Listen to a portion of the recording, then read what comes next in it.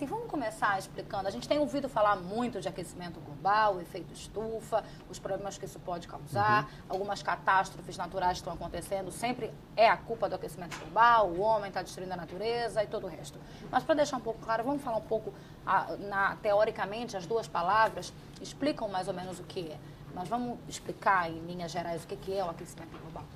Bom, o aquecimento global, falando de uma maneira bem simples, seria um fenômeno que leva a aumento da temperatura do planeta, né? E esse aumento da temperatura do planeta, ao contrário de que isso já ocorreu no passado, em tempos passados, hoje tem uma forte suspeita, vamos dizer assim, que é causado pelo homem, pelo ser humano, né? Então, através de emissão de gases, né? Esses gases têm origem nas atividades diárias, nossa, como transporte e geração de energia. Esses gases na atmosfera fazem um efeito de uma estufa, vamos dizer assim. Eles permitem que o calor do Sol passe para a Terra. Esse calor do Sol aquece a Terra. Esse calor, quando reflete de volta, ele tem essa barreira, né? Que é o aquecimento que gera o aquecimento global, né? Mas veja bem, uma coisa que tem que deixar clara é que o efeito estufa sempre existiu e é benéfico. Se ele não existisse, a temperatura do planeta seria em torno de 30 graus abaixo do que é hoje. Então, se hoje aqui fora nós estamos numa temperatura de 35 graus, se não existisse o efeito estufa, a gente estaria a 2 graus aqui. Então, isso não o aquecimento global, ele é benéfico, mas o homem, o ser humano, através do tempo, com o seu efeito poluidor, está exacerbando isso. Está cada vez mais o efeito estufa sendo exacerbado e esse aquecimento está aumentando. Ou seja, aquela emissão de gases provenientes do transporte no dia a dia, de atividades do cotidiano, poderiam continuar acontecendo sem problemas e não teríamos uma catástrofe, digamos assim, nem consequências graves. O problema é que outras atividades do homem estão aumentando e piorando a situação, é isso? Não necessariamente. Vamos dizer, qualquer uma dessas atividades que você citou, como transporte, geração de energia, tudo que usa combustível, gasolina, óleo diesel, querosene, etc., gás natural, todas as atividades geram gases, no caso principalmente o CO2, que o público eu acho que já está bem a par dessa terminologia, é o grande vilão da história, e o contínuo uso e crescente uso de transporte público, geração de energia com usinas termoelétricas e um sem número de outras atividades que geram esse efeito poluidor estão exacerbando esse problema. Então, o efeito estufa natural, ele sempre existiu. Só que nos últimos 150 anos, vamos dizer assim, quando iniciou a Revolução Industrial, houve um aumento muito grande na emissão desses gases, né? Que naturalmente eles aconteceriam em situações normais, certo? Uma queima devido ao efeito de um raio, vamos supor, em uma floresta, etc. Mas hoje o próprio homem está apressando isso tudo. Entendi.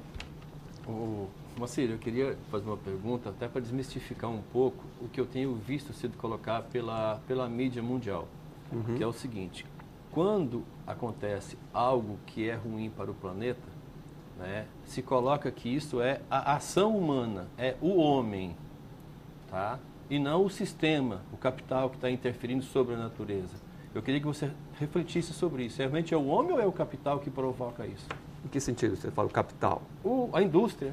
A indústria militar, a indústria de carro, a indústria naval. É isso que eu queria saber, porque a mídia tende a colocar para o homem, como se nós fôssemos ocupados. Nós, né? O que ocorre hoje é o seguinte, que ao contrário de outros tipos de problemas, né, o aquecimento global, ele afeta a todos, né?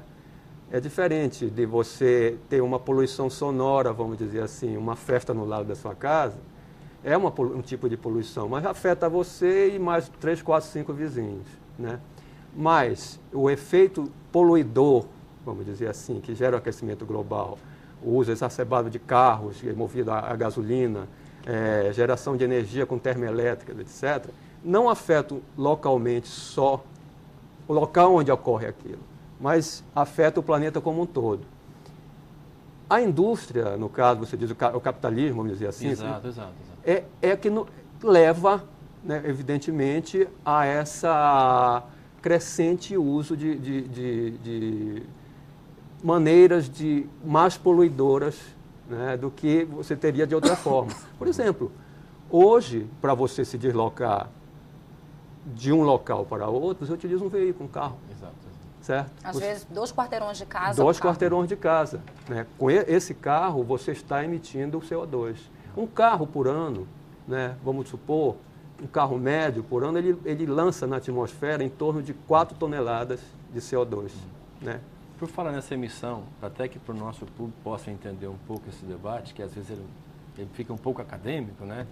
Gostaria que você diferenciasse o que é energia limpa e energia suja. Certo. Essa terminologia que você está usando, a geração de energia limpa, vamos dizer assim, geralmente se aplica para um recurso renovável. Uma energia que você, ao utilizá-la, você não está gerando nenhum resíduo. Um exemplo muito claro, certo? É energia pelo vento, vamos supor, eólica que se chama, posso usar esse termo aqui, né? A energia eólica, ela é movida pela ação do vento, não tem nenhum subproduto, né? Simplesmente você tem a força do vento, gera uma energia que isso é armazenado conforme eletricidade distribuída para uma cidade. Vamos supor agora que você tem uma usina de energia termoelétrica que usa óleo diesel, produz o mesmo tipo de energia, porém tem um subproduto, que são gases de efeito estufa, por exemplo, o CO2. Então, a diferença básica seria essa: a energia limpa, ela é renovável. A energia suja, vamos dizer assim, ela não, além de não ser renovável, porque uma vez que você usa o óleo diesel, você não recicla o óleo diesel. Acabou, você tem que buscar mais. Né? E isso nós estamos já caminhando nesse ponto, já se está prevendo que daqui a determinados número de anos, as reservas de petróleo vão cair muito. Quer dizer, não é renovável. Nós estamos tirando e não tem como recolocar. E o vento, a energia eólica, por exemplo, energia solar, né? Ela é para sempre.